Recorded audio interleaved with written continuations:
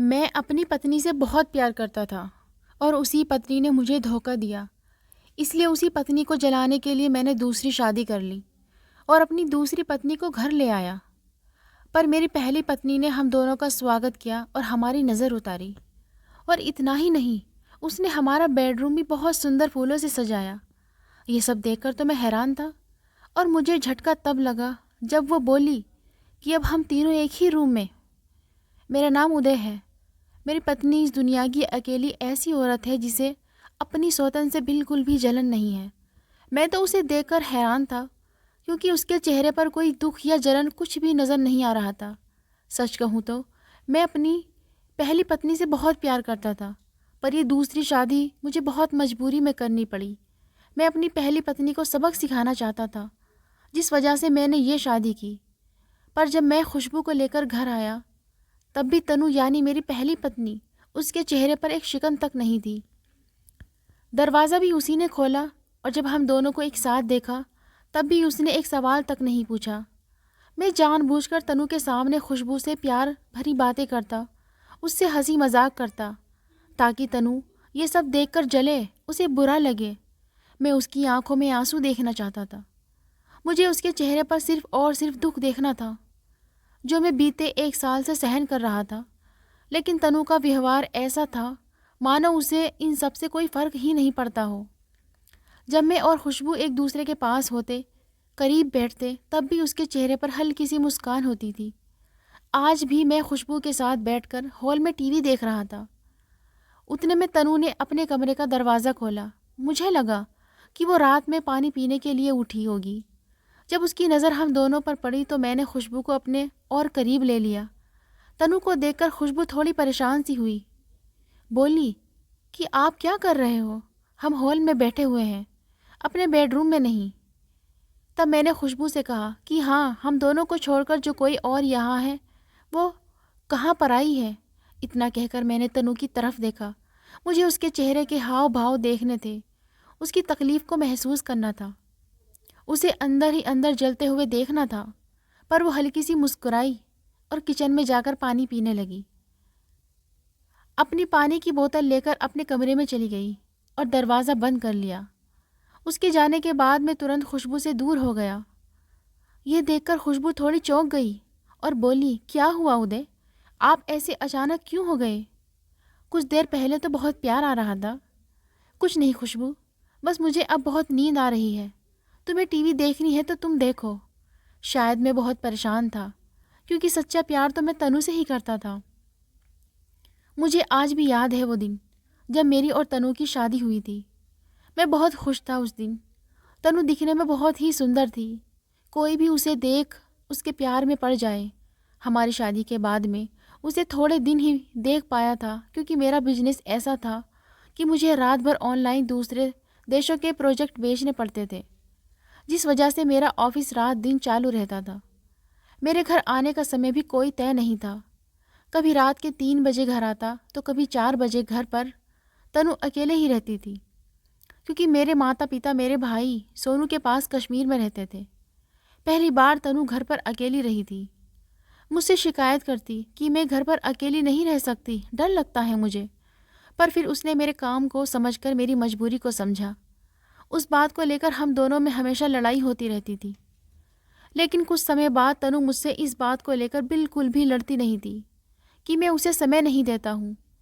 पहले तो लगा कि शायद तनु ने इस बात को दिल से मान लिया है, लेकिन बात यही ख़त्म नहीं हुई थी, बल्कि मैंने कुछ अलग महसूस किया था। बहुत अजीब अजीब घटनाएं मेरे घर में होने लगी थी। जिस फ्लैट में मैं रहता था, वहाँ एक नौजवान हैंडसम सिक्योरिटी गार्ड बैठता था। मेरा फ्लैट ग्राउंड फ्लोर पर ही था और मेरे बेडरूम की खिड़की मेन गेट के एकदम सामने ही थी, और वो वॉचमैन वहीं बैठा था। उसे यहाँ काम पर लगे हुए 1 महीना हो गया था। मेरा काम ऐसा था कि मैं दिन भर घर पर रहता और शाम होते ही मैं अपने ऑफिस के लिए निकल जाता। हमने कमर्शियल एरिया में अपना ऑफिस बनाया था और वहीं हम लैपटॉप पर काम करते थे, जिस वजह से मैं देर रात घर आता और सुबह भी काफ़ी देर से उठता था।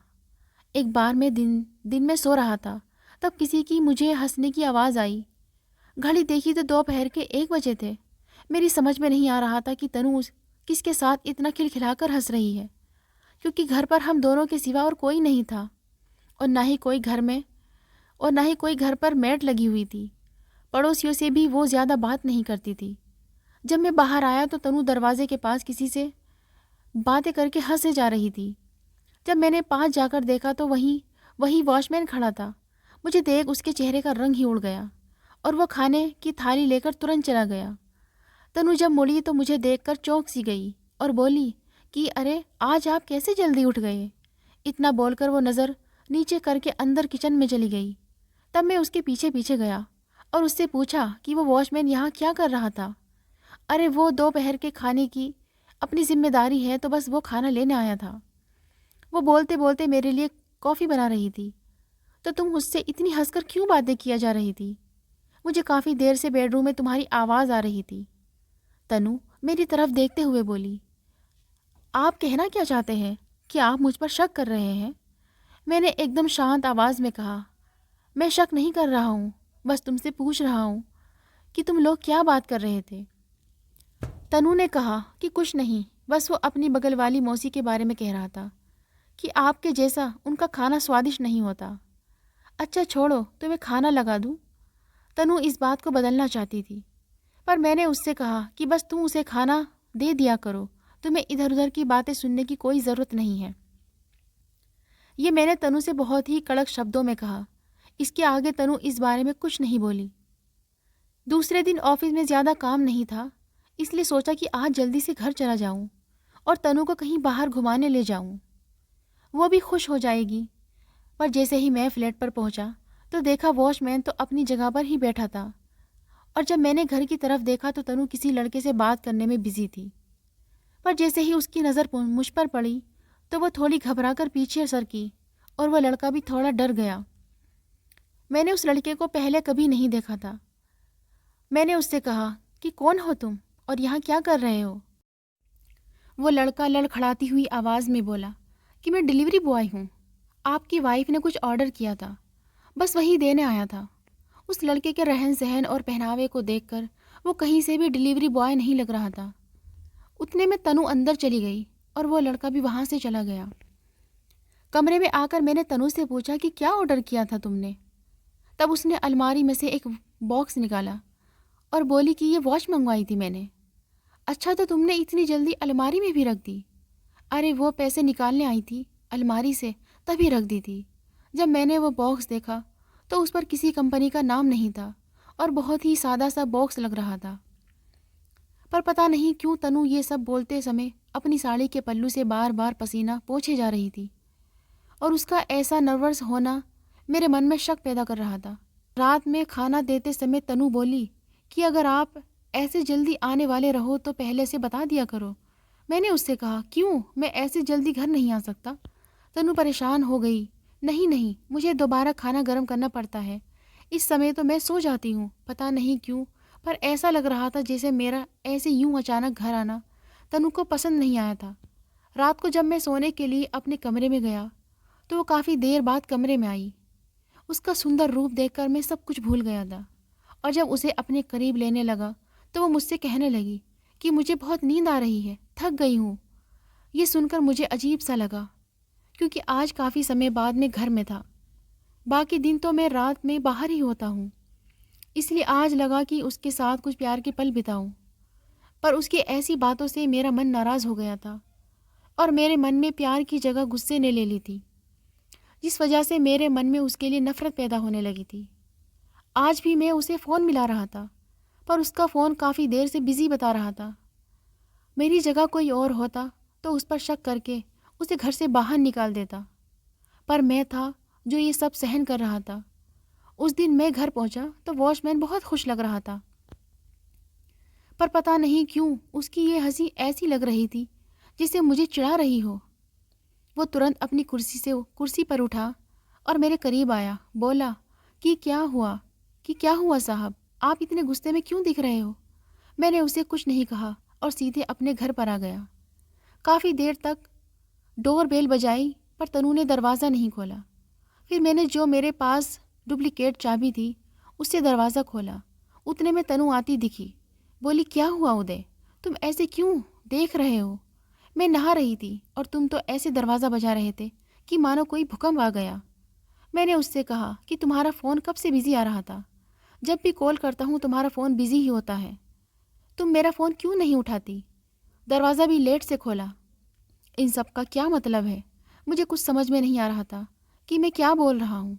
मेरी बात सुनकर तनु शांत हो गई और थोड़ी उदास मन से बोली कि तुम ऐसा क्यों बर्ताव कर रहे हो उदय? थोड़ी ही देर तो हुई है ना दरवाज़ा खोलने में। और रही बात फ़ोन की, तो फ़ोन मेरे हाथ से पानी में गिर गया था। सुबह तुमसे बात की थी, उसी के बाद ही फ़ोन गिर गया। वो पूरे तरीके से बंद पड़ गया है। डिस्प्ले भी ख़राब हो गई है। पता नहीं क्यों मुझे तनु की बातों पर विश्वास नहीं हो रहा था। ऐसे ही समय गुजर रहा था और एक दिन ऐसा आया जिसके बारे में मैंने कभी सोचा भी नहीं था। शक का बीज एक घना पेड़ बन गया था। मैं तनु से बहुत प्यार करता था, पर उसने जो मेरे साथ किया शायद ही कोई पत्नी अपने पति के साथ करेगी। उस दिन मैंने सोचा कि मुझे तनु से सारे गिले शिकवे दूर कर लेने चाहिए। बहुत प्यार जो करता था मैं उससे, मुझे अभी इस शक को और बढ़ावा नहीं देना था। इसलिए मैं घर जल्दी आ गया। मैंने सोच लिया था कि दोनों के बीच की सारी गलतफहमियां दूर कर लेनी चाहिए। पर जब घर पहुंचा तो देखा दरवाजे पर ताला लगा हुआ था। फिर मैं सोचने लगा कि तनु ने तो कुछ बताया ही नहीं कि वो बाहर जाने वाली थी। खैर, फिर मैंने मेरे पास की चाबी से दरवाज़ा खोला और देखा तो घर पूरी तरीके से खाली था। कोई भी नहीं था। मैंने तुरंत तनु को फ़ोन किया तो उसका फ़ोन तो सोफ़े पर ही पड़ा था। जब फ़ोन उठाकर देखा तो उसमें अनजान नंबर की अनगिनत मिस्ड कॉल थी। उस नंबर पर कॉल मिलाया तो स्विच ऑफ आ रहा था। मैं वहीं सोचते सोचते काफ़ी देर तक खड़ा रहा। थोड़ी देर बाद तनु घर आई और सोफ़े पर मुझे देखकर उसके चेहरे का तो रंग ही उड़ गया। कहने लगी कि आप इतनी जल्दी कैसे घर आ गए? मुझे बताना तो चाहिए था ना। वो अंदर से डरी हुई लग रही थी। पहले मुझे ये बताओ कि तुम इस वक्त कहाँ गई थी? मैं मम्मी के यहाँ गई थी। तनु के चेहरे से साफ नज़र आ रहा था कि वो झूठ बोल रही है।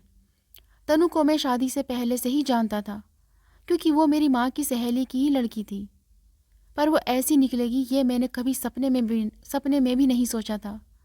मैं डिप्रेशन का शिकार हो रहा था और अब मैंने अपने आप को तनु से दूर रखना शुरू कर दिया था।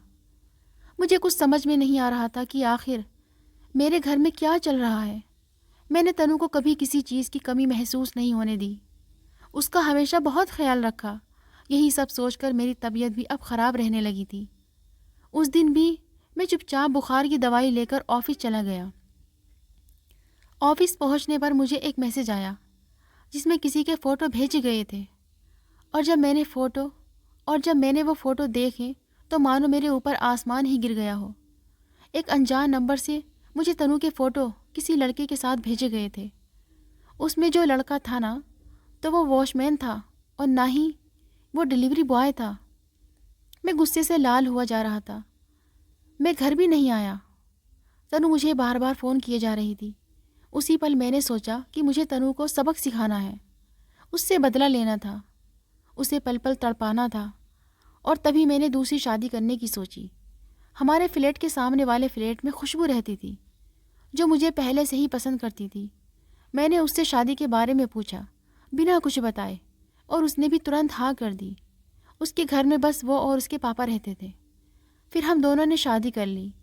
जब हम घर पहुँचे तो मुझे लगा कि हमें ऐसा देख तनु रोएगी, चिल्लाएगी, मुझसे माफ़ी मांगेगी, पर उसने ऐसा कुछ भी नहीं किया। उल्टा उसने हमारा स्वागत किया, हमारी नज़र उतारी। जब हम अपने कमरे में जाने लगे तो वो हमें कमरे तक छोड़ने आई। मुझे अब भी समझ नहीं आ रहा था कि तनु ऐसा क्यों कर रही है। उसके चेहरे पर कोई दुख और कोई चिढ़ कुछ भी नहीं थी। मैंने खुशबू को अब सब कुछ सच सच बता दिया था। तनु से शादी किए हुए 2 साल बीत गए थे और खुशबू से शादी किए अब 1 महीना हो गया था। मैं अंदर ही अंदर टूटा जा रहा था। मैंने तनु को तलाक देने की सोची, पर उस दिन जो कुछ मैंने अपनी आंखों से देखा, मेरे पैरों तले से ज़मीन खिसक गई। खुशबू ज़ोर ज़ोर से तनु पर चिल्ला रही थी और तनु उसके सामने हाथ जोड़कर रोए जा रही थी। तनु खुशबू से किसी तरह के फ़ोटो डिलीट करने के लिए बोल रही थी और ये भी कह रही थी कि तुमने जैसा कहा मैंने वैसा किया, पर अब मुझसे ये सब और नहीं होगा। खुशबू बोल रही थी, अब उदय हमेशा के लिए मेरा हो गया है। अगर मैं उसके मन में तुम्हारे खिलाफ शक का बीज न बोती तो वो आज मेरा नहीं हुआ होता। अब वो मेरा है, पर अब तुम्हें एक आखिरी काम ये करना है कि तुम्हें हमेशा के लिए यहाँ से चले जाना है, ताकि हम दोनों हमेशा के लिए एक हो जाएं।